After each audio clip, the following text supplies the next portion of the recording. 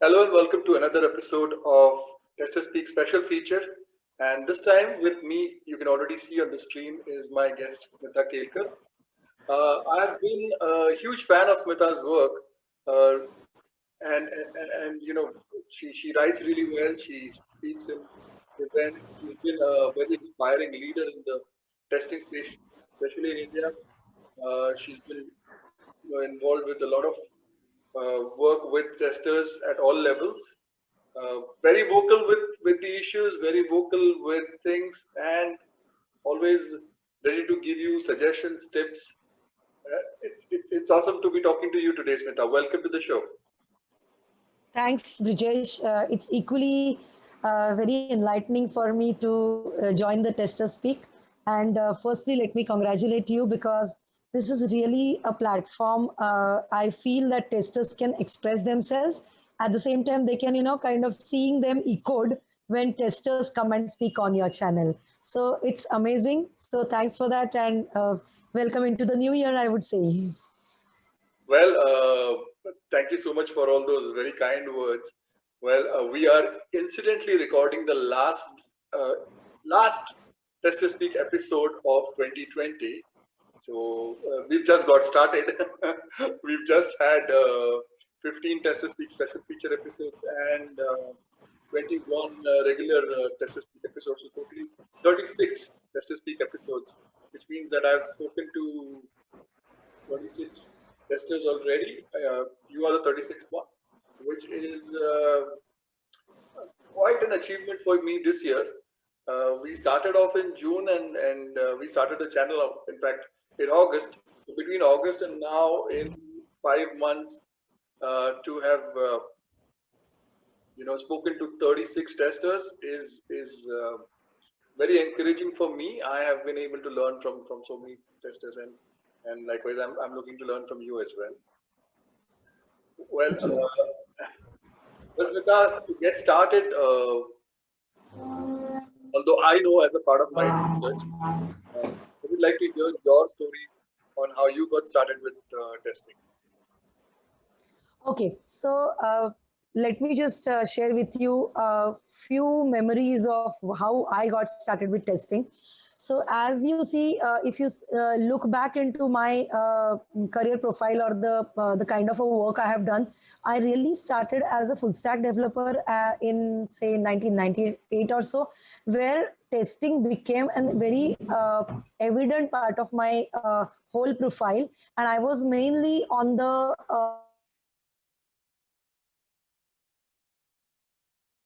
part where my career where I used to test the install.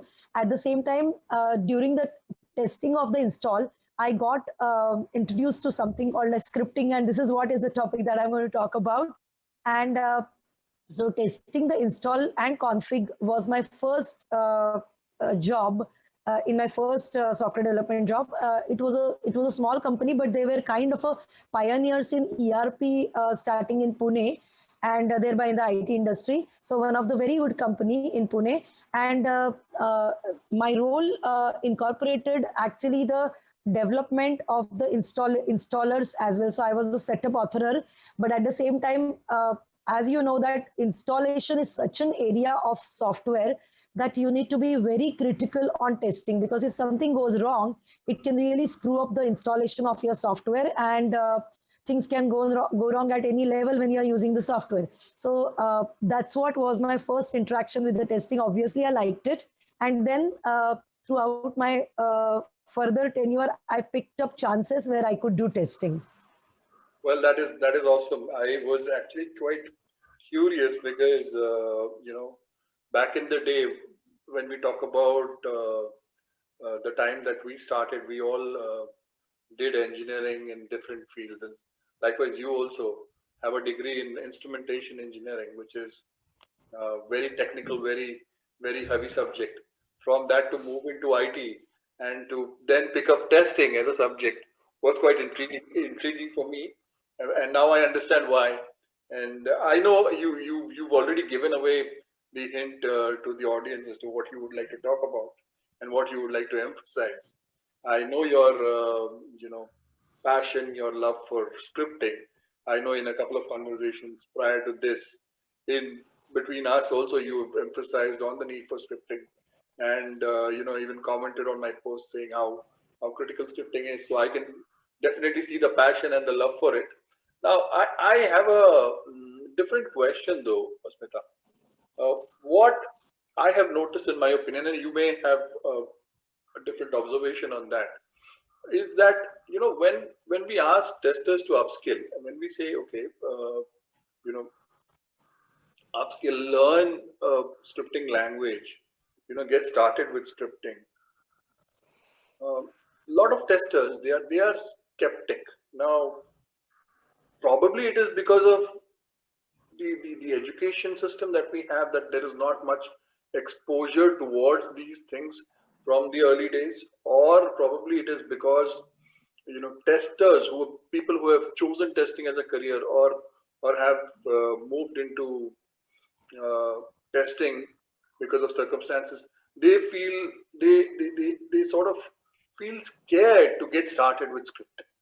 There is a fear of failure. Okay, like, what if my script doesn't work?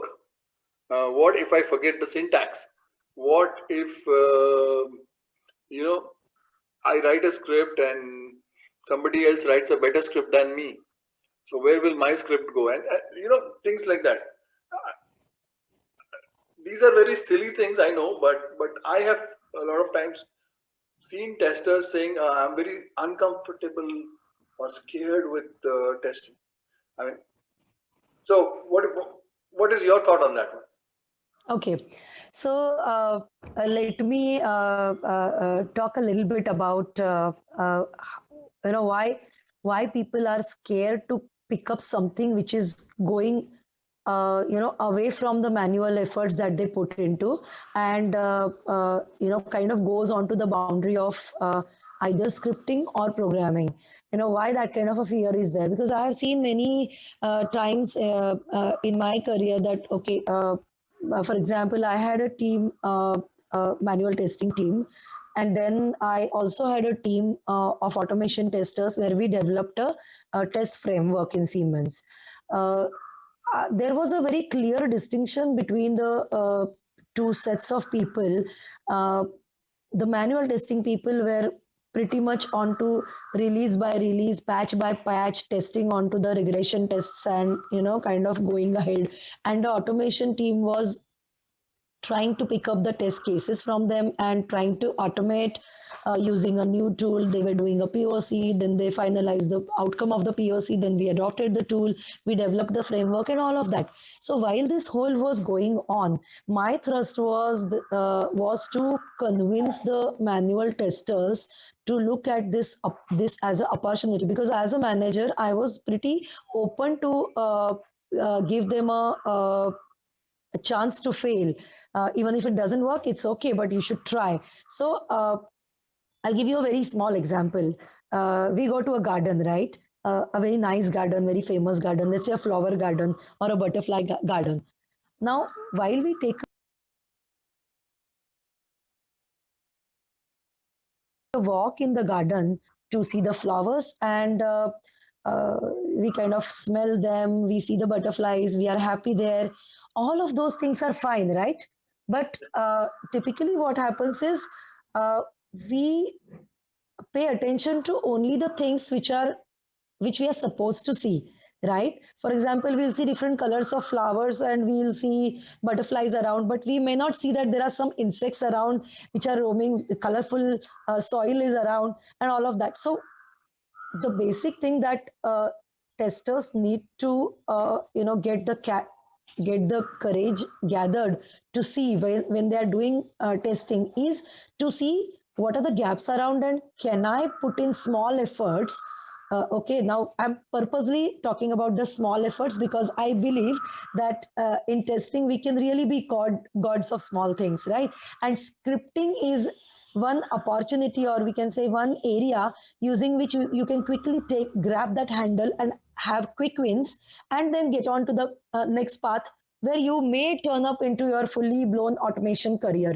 So it's important to see those gaps and to find out those pain points around your testing effort, to realize that where all can I put some kind of a automation and do it. And the first step to do that is scripting. So what I did is I kind of asked my developers. That time VB script was very prominent, and all of us would agree that VB script is the easiest mode to learn scripting and to see it going immediately, see it working, and you can use it for any areas. Like for example, there was a need that the builds used to happen. The manual testers used to wait for the builds. The builds used to happen across the border, and the builds used to be downloaded to your country, and then using those builds, manual testers used to then install and then do the testing and all of that. Now, unless and until the builds are really automatically available to your location, it would not be possible for you to start and do the testing quickly and go ahead. Now, it was a very pretty simple and easy part for anybody to write quick scripts to transfer the build binaries across the border and get started with your testing. This could have been easily done with something like simple VB scripting or something like simple Perl scripting, but people did not have that kind of a viewpoint or that kind of a thinking to think about the areas around testing where they can use scripting and go ahead. So I believe a little bit of awareness about how the ecosystem is built and a little bit of courage to start with one language. You can pick up any scripting language and get going.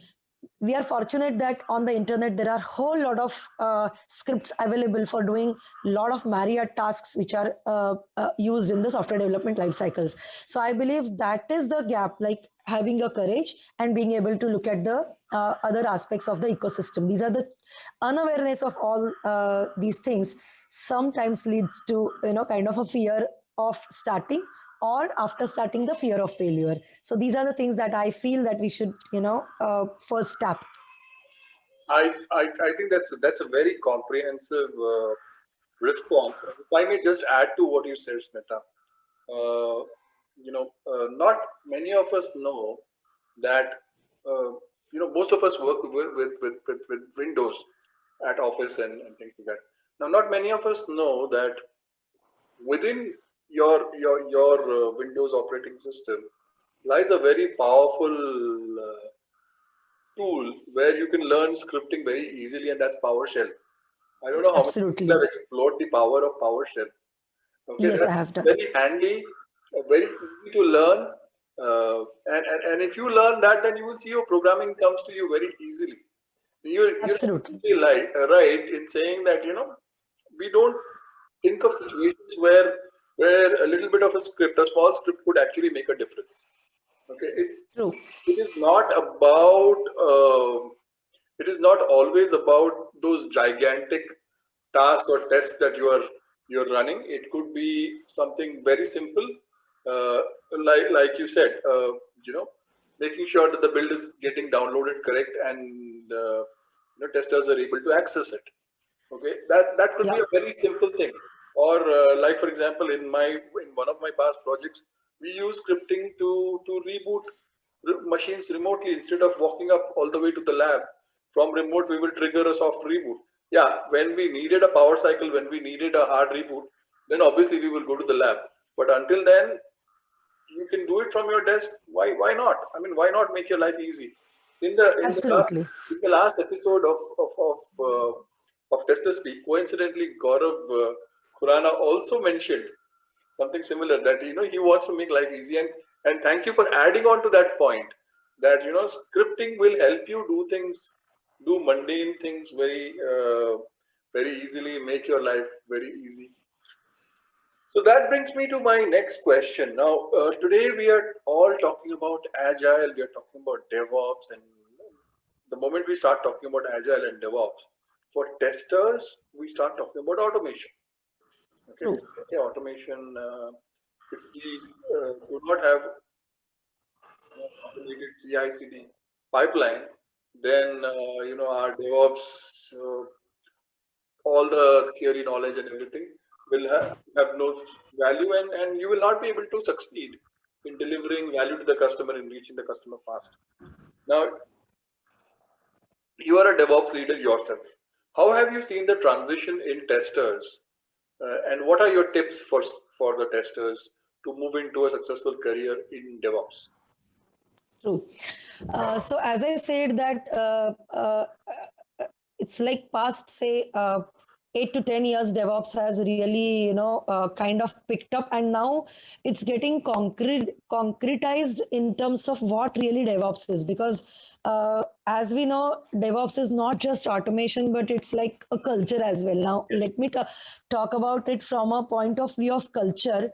Uh, a product, typically take case of product companies, they have a monolithic setup and a typical waterfall development, wherein the plan, build, deposit, test, and deploy, all these cycles are going in sequence, and each phase has got people associated who are working on that phase. While in DevOps, it's like I cannot say that I belong to a particular room, but I can really be roaming around all the rooms and be able to do whatever possible in every room in most efficient way, which is closer to the automation. That is how I look at the DevOps. So a very first thing that testers need to understand is that in the DevOps, I need to put the testing into that continuous cycle mode. So even though I'm not deploying it as a part of a continuous pipeline or a CI or CI/CD pipeline, I need to understand that first I need to realize that my testing has to happen continuously. May it be a scheduled testing. Now again, I'm purposely not going into the depth of the DevOps, but I'm going on the boundary where manual testing can think about moving on to that boundary and then put themselves into the habit of seeing it happening continuously, and thereby realize what would be required in the continuous development pipeline, continuous development and continuous testing pipeline. So a very beautiful tool which is available is Jenkins, and I have seen many testers making use of that to get started for their daily activities, for putting in or scheduling their daily test jobs. Uh, Basically, realizing that if I look at the testing pyramid as such, I need to really look at the testing activity in a pyramidal way, where I lay focus onto a bed of tests, which are unit tests, and then the integration tests, and then the UI test in a tapering mode. If that is if people understand that kind of a way, then automatically they will tie themselves to the tests which are which can be automatable, which can be hooked up to the current development, for example the unit testing. So I have a very strong opinion that all the testers who want to get into that mode of getting into the testing in an automated way and go closer towards DevOps, they must learn unit testing. That is a very important thing, right? And then apart from that, then there are integration boundaries. So the API testing and the component testing and all of these boundaries, testers, even though they are not supposed to do all the type of tests themselves, they must be aware of that. So that's another thing. So putting yourself, understanding and participating into the unit testing activities along with developers, plus making sure that you understand the other testing types which can be integrated into the pipeline is very important. So keep on revising your knowledge, keep on doing some kind of a hands-on to understand what are the other type of tests which can be put into the automatic line is very must path going towards the CI/CD and the DevOps. That's what I feel. Thank you so much, Shweta, for that elaborated answer, because a lot of people, a lot of testers, keep on asking that, testing. I've been long enough in testing and I want a career in DevOps. And you rightly said that when people ask this question, people look at the technical side of it, but people don't look at the culture side of it. So it was very heartening to hear from you to speak about the DevOps culture, to understand, for people to understand that when we talk about DevOps, it's not just the technical things. You have to understand the culture as well. And then Absolutely. and then a very important point made on unit testing and how you to work together with a lot of people. So at the heart of any DevOps effort lies collaboration, and without collaboration, you are not going anywhere. Okay, in my opinion, it is not just about agile or DevOps. Collaboration you need in any kind of effort that you're putting in building your product. Even if it's True. waterfall, even if it is waterfall, you cannot have people working in silos saying, "Oh, I am a tester. I'll work at my own pace, at my own will, and deliver whatever." Now, True. recently, the test drive community had organized test flicks, and you spoke about a wonderful topic: how to Yes. mingle in the mighty IT jungle. Well, it's True. a bit of a tongue twister for me, but uh,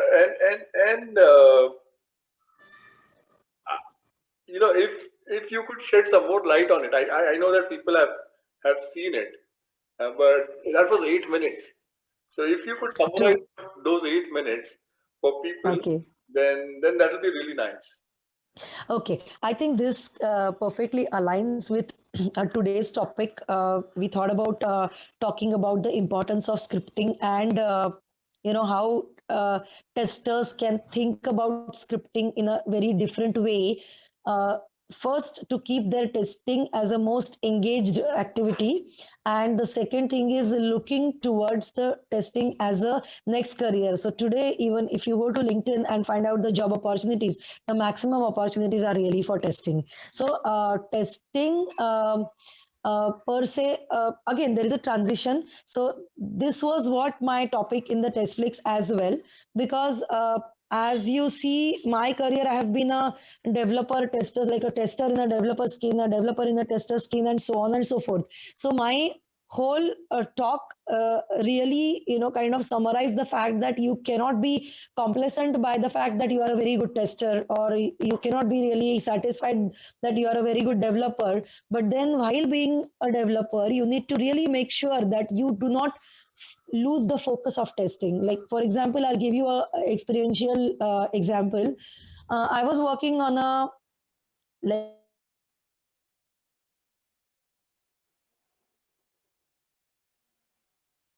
all of a big product had multiple modules.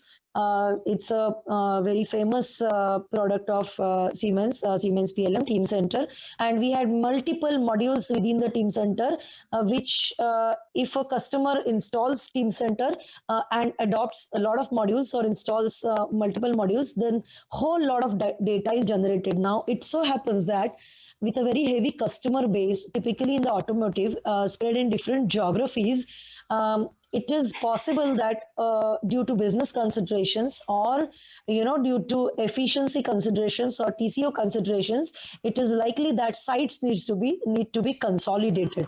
Now, when the sites need to be consolidated, all the data which is created by these different modules, like for example, there is one module of schedule management, one module of bill of material management, and so on and so forth. So the data which is generated, the metadata which is generated by all of these modules has different formats, right? So there was a project which I was leading for my area, which was a subscription and audit management. So I had pitched in my part of the whole project some utilities which were efficiently be able to transfer the data from the site into XMLs. So export the data, and then again the other part, that import that data to another site. So this particular exporting and importing data, when it comes to data, now I'm again emphasizing on the data word, because today's world is data driven, right? So when such a huge amount of data is there, and you're writing tools not only for catering the transfer or export import of one area, but the same tool everybody in different modules is also writing, the leads are writing those tools to do this kind of a thing, then testing becomes very important. You should not be really missing out a single attribute, or missing out a single aspect of that data when you are exporting. The kind of XMLs which are generated have to have a very spick and spine, no loss of data. At the same time, appropriate tags and attributes have to be collated into the data. So testing becomes absolutely important. So as a developer lead, I not only coded the solution for developing this export and import of the data using the C++ we were using, but then I wrote around some scripts, okay, some utilities which could actually do the calling of those tools on command lines, and again wrapped into the batch files. So again comes the scripting. And then I wrote the scripts which were pretty generic, parameterized. I gave those scripts to everybody, and I scheduled those scripts at a certain time after the build, a full build happened. So if the full build happens and 10 modules get compiled for their export import utilities ready, then my script would download all of them and test all of them at once on each individual developer's machine. Again, sysinternal scripts came to rescue, because then you can spawn the commands on remote machines and do the testing. So all of those was really realized. And then by the time people came to offices or we have a flexible working. So by the time people started working, they already had a result ready about the last day's compilation and what kind of test results those were. And then further we extended them to put the results into a Mongo and put some dashboards onto it. So such examples I feel are very quick examples, but as a developer I thought about all of these things from a testing perspective. And so that was what my TestFlix talk was all about, that whenever you are a developer, don't just think about developing, think about that angle which can make it comprehensive. Similarly, when you are a tester, don't just think about testing, think about developing. So take help of scripting first, and if you can just get on to programming, nothing like it. But then if you map it to a current age or current stage of cloud-based development, then you will see small little scriptlets running here and there inside the lambdas, or maybe sitting on your deployment portions and all of those. So I feel it's absolutely important that you lay your stress on understanding the scripting, and try to just take a script tool. Like for example, a few days back I was working on it was my quality management assignment, where I was working on understanding some software which was a gateway software. We were using Kong as open source there, and then there were Lua scripts which were used. Now that raised my curiosity, and I kind of searched about Lua. Surprisingly, I found that Lua is used in gaming. Lua is very widely used by Adobe, and it's not that difficult. So then I just tried to put in some small little scriptlets using which I could work on some of the documentation bundles and explode them and create a small visual and all of these things. So this is all possible with the power of scripting. So I would tell you that once a person takes a handle of any script, take Perl, take Python, or take Lua, or now VB script is gone, but then take JavaScript, take any of the script and just try to follow some existing tutorials or the kind of knowledge base that is floating on the internet, and try to see through where you can apply that in your regular day-to-day work. I'm sure that once you get a confidence on one script, scripting will really become a kind of a blurred thing for you. It's embedded in your knowledge base. It's there in your knowledge and skills, and then you will feel confident to go towards DevOps. So that is what my a fact-based and experience-based example there. Well, that is awesome. I was hoping for a summary of your talk, but it was enlightening to listen to your talk once again. I will put the link of that talk in the description of this particular video. Sure. Now, at the very beginning, in your very first response to the first question that I asked, you mentioned something very interesting, and you've said it to me quite a few times. Be the God of small things. How can testers be the God of small things, Smita? Cool. So when I say be the God of small things, I actually, there are a lot of things in my mind which I thought that testers can really get onto and try to realize those small wins in your day-to-day life. Like for example, in my TestFlix talks also I talked about the roles that testers can pick up. So pick up as a career, get started showing interest in those roles, and get moving on to picking up those roles as careers. So that's where I say that we anyways sometimes do not have a liberty to do big things, right? But we can very well do small things. Now when I talk about small things, it might be assisting DevOps. If you're not in the role of a DevOps, but still if you feel like some things can be automated, help them groom those things, come up with the requirements, try to do some kind of a scripting, try to participate into requirement gathering, try to kind of understand what is open source and how the open source policies are laid, try to understand some areas which are a little bit cryptic areas which are around the product management but not directly related to your tester's role. For example, the cost related activities, or gathering the cost information while you are doing a testing and development on the cloud, something like that. So I'm saying be the god of small things, in the sense try to see which small things around you can bring up a lot of value, just like that 80-20 principle, isn't it? So try to see that those 20% which as a tester you can contribute, okay, and kind of get with your maturity into the current process and be a god there. That is what I meant when I said be a god of small things. Awesome, awesome. That is absolutely awesome. Great insights there. Now I want to take our discussion into a little fun segment to explore the other side of Smita, and I call it rapid fire. I give you 5 questions, and for every question, you've got 5 seconds to think of a response. So that's how we make it rapid. Okay. And in case it is a multiple choice question, you have to justify your choice. Okay. Sure. All right. So,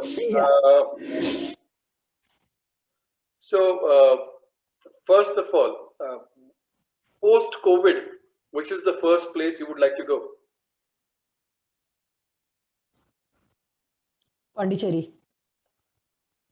Okay, that's interesting. That's a very beautiful place. In case people haven't been there, they should go there. People always go on the other side. They go to Goa, but they miss out all the fun on the eastern side, which is Pondicherry. So, good pick. I had been to Goa recently. Lucky you. I had been to Goa recently in the lockdown. Well, yeah. You have all the opportunity to make me jealous. Well, it's okay. Well, okay. So the next question. Why the passion for dog hosting? For dog hostel. I believe for you. The I believe dog hostel. Okay. Yes. Okay. The passion for dog hostel is basically I love dogs. They are quite more loyal than human as well. They're basically selfless, and the thing is like the best part in my life likes the best part in his life, and the best part is dogs. So I love dogs. That is quite a different side of you, and I was doing the research. I found that out. In fact, you also shared, so which is quite interesting. I wanted to know a little more about that. So I believe I believe that you have a couple of pet dogs as well, right? Yes, I do have two dog boys. The elder one is 6 years, and the younger one is 2 years. The elder one is like a saint. The younger one is like a tiger. So both of them are completely opposite in nature, and they keep me engaged. I can imagine. All right. The elder one manipulates me. The younger one listens to me. Well, that's quite interesting because you said that the elder one is a saint and it manipulates you. It's quite an interesting thing. Yep. It's quite an interesting thing. Yeah. Well, I can see the smile on your face as you start talking about your passion with dogs and how much love you have for the dogs. So it's quite evident, and it is very heartening to see such commitment towards pets, because we all get Yep. busy with our lives. Not many of us have the time, the patience, or the energy to spend with pets, especially especially in India. It's not very common, you know. But then you True. are but then you are doing such a fabulous job. Well, that brings me to the next question, and that next question is, uh, what's your ideal Sunday like? Sunday. What's what's what's your ideal Sunday? Okay. Okay, cool. My ideal Sunday is like, get up, get to climb a hill, or, just not very tiresome walk maybe, but walk on the hill or a trail, and then come back. Then we have a very nice tea joint, a tapri kind of a joint here nearby. I love to visit that with my husband, because that's the place which, kind of, it doesn't have a very good ambience. It's like a very simple one, but then time spent there is the time spent with happiness. So I spent that time. Then a typical day is like, uh, cook something nice, or take up a choice that you like. So mostly what I do on Sundays is I accompany my husband to our hostel. We spent a lot of time there, because it's turning out more greener and greener. And the best part is, you go there and you don't recollect anything else which is stressing to you in your life. So that's a place where, and the beauty of that place is, uh, people who are connected with us who don't have dogs also would like to come to that place. So that's the thing which I love. That, they say that, Smita, we would like to come to your place, because we feel that it's a place of solace, and we would want to release our stress. We would like to come with you there. So that's the thing I would like to do. And then, kind of catch up with the friends, spend your day a little bit lazily, and do the things that you want. That is my ideal Sunday. Well, that's a very cool way of rejuvenating yourself, and after many years, I heard the word tapri again, which is which is awesome. So for the international audience, tapri is more of a small shed, which is it's just got a some sort of a roof, a tin roof, or even a thatch roof, and you make a so these small tea outlets that you get alongside these trails where you could go for hikes and stuff. Those are typically of that nature, and that's why they are all called tapri. And that's in the local lingo, but that's a very famous lingo, especially in Maharashtra side in India. And Right. and every time I hear that word, it really excites me, because having chai at a tapri on a rainy day is the most amazing thing that one can experience especially during monsoons in India. So that's You're always welcome, Brijesh. no, and And and you mentioned that people who don't have dogs even like to visit your hostel, and I have been trying to thinking of saying this to you, that whenever I visit India next, I would like to visit your hostel, anytime. and meet with all the residents of the hostel, because Absolutely. because that's something that even I like. So that's there. Although I don't have a pet here, but that's something that I would like to do. Now moving on to the So next. I think, Brijesh, if I ask you that which is the place that you would like to visit after COVID, I think you should stamp it and fix it that you need to visit Barking Barn. Okay, done. Okay, done. And done. Yeah. Well, that brings me to my next question. And what's your favorite food, Smita? Favorite food? Yeah. Okay. My favorite food is dal rice with a dollop of ghee, a very hot steaming rice out of the cooker, and along with a lemon pickle. Well, that's quite simple, but very healthy, very nutritious, and delightfully very tasty as well. Actually, if Yes, you ask me, of course. I would, and talking about simple food, I would just replace the dal with mashed potatoes, maybe. So, True. well, When you so are in Rome, be Roman. yes, absolutely, absolutely, absolutely. Well, thank you so much for all those fun answers and for letting people know about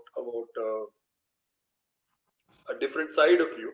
You know, it's not always about technology or always about Absolutely. trips. Life can be a lot more than that.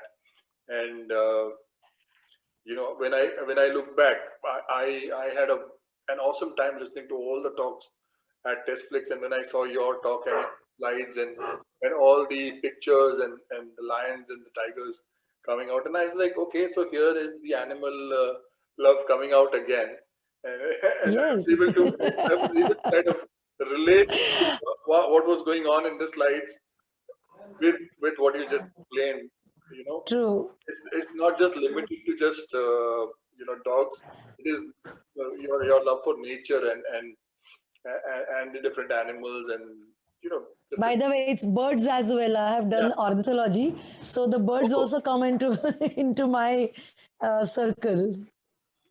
well, okay. So I have a few questions regarding birds, but that has to be a bird speak and not a tester speak. Absolutely. So I will save it for later. Maybe in one of the other conversations. Maybe we could record that conversation as well for all the bird lovers. Sure. Catch up and talk about birds. I am also intrigued by birds a lot, but mostly I've not had the time or the patience to actually study them. But when I look at them, I always have questions regarding them. How do they do it? How do they make it so look so beautiful? So that's That's an amazing topic, but I think we need more time for that. yeah. So that's what I was going to say. That's a topic for another day. Sure. We will definitely do this. Uh, so it was awesome talking to you today, Smita. We had some technical issues, folks. If you see some disturbances in the video, please bear with us because it has been a bad day technically. We wanted to have this as a perfect setting, but then technology is technology, not in our control. And we are in 2020, entering 2021. Uh, Technology seems to be ruling us now. So there were glitches. We started off later than what we scheduled because of those glitches. So please bear with us. Uh, for Smita's talk on test clicks, that will be there in the description. And also, you know, I will have Smita's profile. So if you guys want to get connected with her, learn about Anytime. small tips and tricks about scripting that Smita has spoken about, because the essence of this talk, and I would like to share this, that I also got started with scripting with automation in a similar fashion. You know, initially I was very skeptic. I always thought that it is not meant for me. I'm a tester. I'm a black box tester. So I don't look at code, or I don't need to look at code. And so then realized that to do simple things, if you could write small scripts, and I got started with Perl, uh, and then That's my favorite one. yeah, That's my favorite one. that's quite easy. Yep. The great part about Perl is it is quite easy. And then got back to Windows environment and did something there. Then went into Unix, did some shell scripting there, and so Absolutely. So learned that way, and then of course VB Script was always there in those days. Then slowly picked up to other scripts, and then learned a little bit of programming, Java programming here and there, and you know learned that way. And today I think I am confident about my skills, and I feel happy that I did what I did as a tester because it has helped me a big way. And thank you, Smita, for emphasizing the need for that, for emphasizing the need for being the god of small things. I always remember this line, and I always associate this line with Smita. I think this should be your byline or your tagline wherever. Okay. Because this is an excellent message. Smita has mentioned this line to me a couple of times in our previous discussions, and so I thought, and she in her very first response she mentioned that line. So I thought, okay, let me just tickle her a little more and get what does she mean when she says. So you True. have it. You have it. So there you have our last Test to Speak interview for 2020. Um, I wish all of you a very happy, healthy, and a very safe new year 2021. And Just to Speak, of course, will be back in 2021 with more speakers, with more interactions, with more interviews like this. Um, a probable chapter two with all the speakers we've had this year, including Smita, because this isn't enough time to discuss. There is always a lot to discuss in testing. Thank you so much, Smita, for giving a part of your busy day to me, for taking the time out to speak to me. It's an absolute honor and a pleasure to talk to you anytime and every time. Thank you so much. Same here. Same here. And I wish all the viewers a very, very happy, healthy New Year 2021 and your kickstart to scripting. Okay. Yes, that's the message. That's the message, guys. If you're not scripting, start small, learn, and Smita is always there to help you, guide you. Yep. Thank you so Yep. much, Smita. Wish you Okay. a day ahead, and we'll speak in the new year. Sure. Bye bye. Bye bye.